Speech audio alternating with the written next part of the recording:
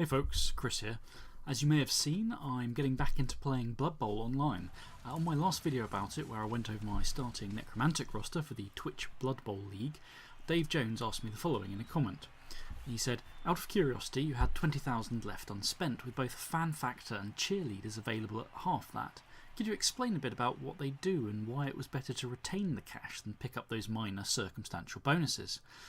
So let's talk about that. So when you're creating a team in Blood Bowl, you'll see that there are various bells and whistles you can add on to your team, like an apothecary to heal your players, or team rerolls representing their training and cohesion. Now to buy your team, you have 1 million gold pieces to spend at the beginning, and the smallest denomination anything comes in is 10,000. There are good odds you'll be left with a few tens of thousands of cash left over once you've settled on the must-haves for your starting rosters, the key players and the needed rerolls. Now there are 3 things you can buy for your team that cost 10,000 a pop. These are Fan Factor, Cheerleaders and Assistant Coaches. Now Dave only asked about Fan Factor and Cheerleaders, but Assistant Coaches really are covered by the same kind of issues as Cheerleaders, so I'm going to talk about them today as well. Now, Fan Factor represents the, fan base your team has. As you win games, your Fan Factor will rise. As you lose games, it falls. You start with 0, and it can never go below 0. Now, Fan Factor has 2 primary effects. At the beginning of the game, your Fan Factor is added to the result of 2 dice to see the number of your fans, in tens of thousands, who attend the game. The player with the most fans in attendance gets a +1 fame bonus, or +2 if they have twice as many fans as their opponent, which gets added to a small number of results on the kickoff events table.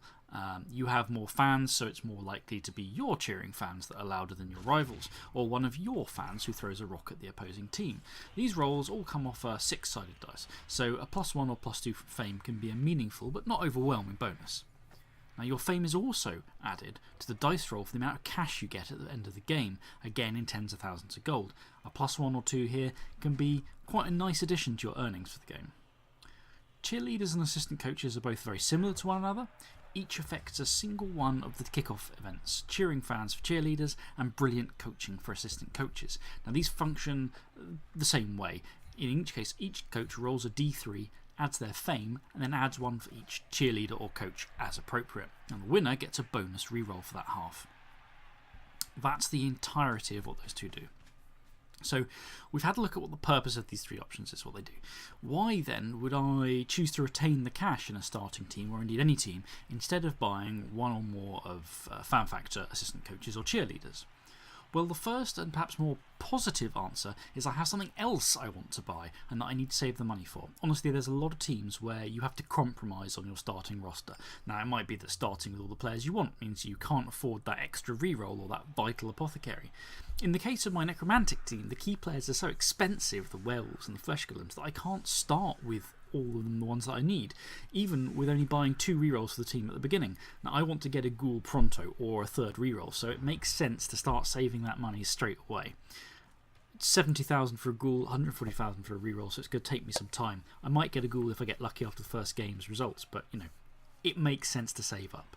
Furthermore, you want to have some cash in the bank as protection against casualties and losses.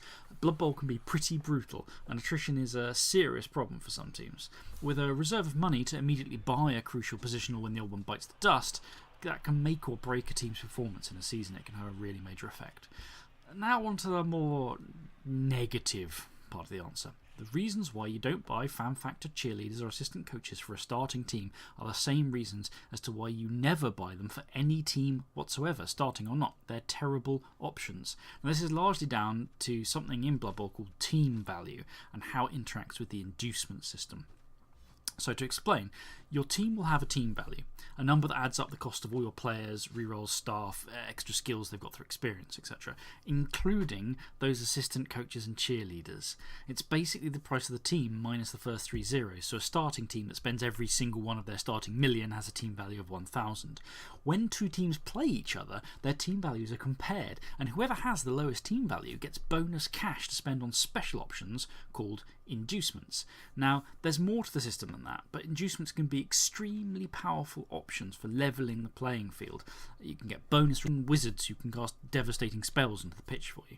Now, you want to give up as little in inducements to an opponent as you can.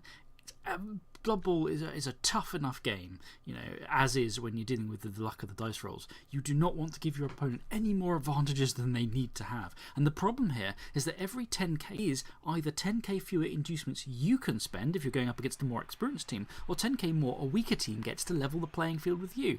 And you don't want to offer your opponent an edge via useless bloat to your team value.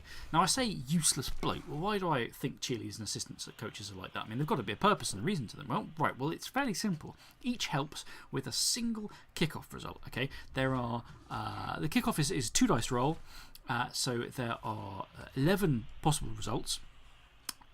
There's reasonable odds that one of the 2 that cheerleaders and assistant coaches affect will come up in a match, but you can't rely on that. It's likely that in many of your games, your coaches and cheerleaders simply won't be relevant, but they're still adding 10 to your team value regardless. Even if cheering fans or brilliant coaching does come up, there's still no guarantee you'll win the dice off, unless you go whole hog and have 5 or 6 of each type on your roster. And at that point, you're giving up enough team value in the hunt for the chance of a bonus reroll may be happening, that you've given up enough team value to actually buy a bonus reroll outright for you or your opponent, depending on who is the one with getting inducements. They simply don't have enough of an impact on the game to justify their cost, especially when compared against other things you could be buying, like even just an extra lineman, which would give you injury insurance and more options for when you choose to foul, for example. Now, you might think that 1 or 2 couldn't shift the odds that badly, right? A +1 here and there is nice, and surely 10 or 20 team value won't be critical. Well, it can be. It can be the difference between one team bringing a wizard or not, the most powerful inducement out there. It can give you a serious edge or deny your opponent the same. If you're going into a game and inducements, 1,000 inducements against you, then that's denying them the ability to get a wizard. If you've got a cheerleader and assistant coach, they've suddenly got 150 and they're bringing a wizard, and that is very bad. Well, what about fan factor? This is a bit different. Well, the same issue with team value does apply. Fan factor definitely has some benefits, but they're not very significant per point, by which I mean that each extra fan factor increases your chance of getting that fame bonus at the beginning of the match, but there's quite a large variation on the 2 dice roll that fan factor is added to, and then fame is only as valuable as the occurrence of events that actually make use of it, and so forth. You need a lot of fan factor to feel assured of getting the fame bonus and its marginal benefits, and the thing is, over time, your fan factor rating will change anyway, and nothing you can do about that. It will go up and down as you win and lose games.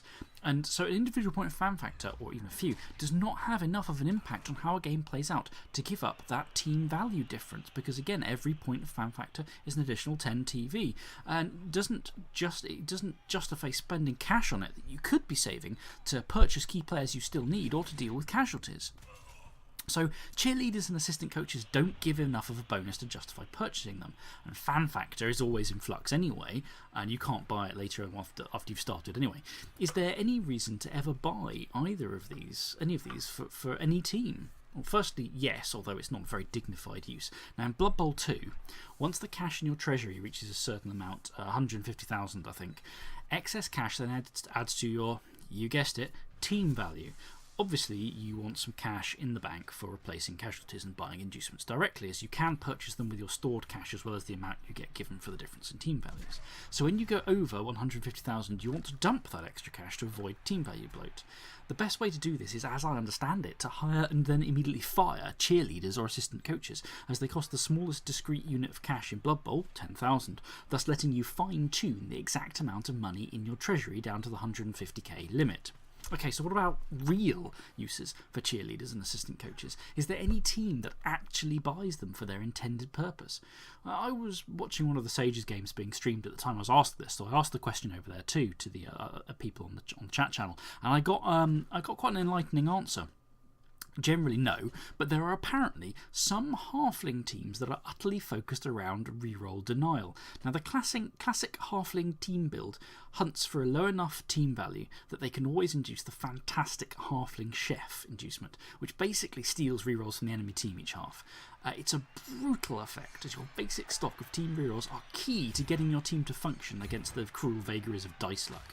This particular breed of halfling team also stocks up on assistant coaches and cheerleaders because they have such a low team value they can afford to do so without fearing losing out significantly on the inducements, and in order to ensure that the opposing team can't even glean a single reroll from the luck of a kickoff result that might let them fight back against bad dice. Even this, though, is really niche. I've seen advice that halflings take only one coach or cheerleader, and I've seen team rosters that don't touch them at all. And that's it. A niche halfling team. That is, thus far, the only place I've ever seen for cheerleaders and assistant coaches in the entire game of Blood Bowl. Now, as a side note, fan factor used to be a very different beast. It was once quite important to start with a high fan factor, as it had a much more direct effect on several areas of the game, including your income, if I remember correctly, and I may not. That changed a couple of versions of the rules ago, though, and ever since fan factor has been something that people start at zero with and rely on the outcome of their games to raise or lower. So, Dave, fan factor, assistant coaches and cheerleaders. You don't buy them because it's a waste of cash and a bloat to your team value, and you spend the cash on other, more important expenses like new players, team rerolls, or buying inducements that are more important to your team's development and its chances of winning a given match. Thanks for listening, folks. If you enjoyed this review or found it useful, don't forget to like or subscribe with the buttons below. If you think I'm wrong about cheerleaders and assistant coaches, please, by all means, let me know in the comments, and I'll happily read what you have to say. I'm also really interested in if anyone has any ideas for teams where they do have a proper role beyond the halfling reroll denial team, and I welcome any old Blood Bowl veterans coming to set me right about cheerleaders and assistant coaches if I've just got the whole thing wrong. Now, hopefully I'll have some match uploads to present to you all soon as my Blood Bowl teams hit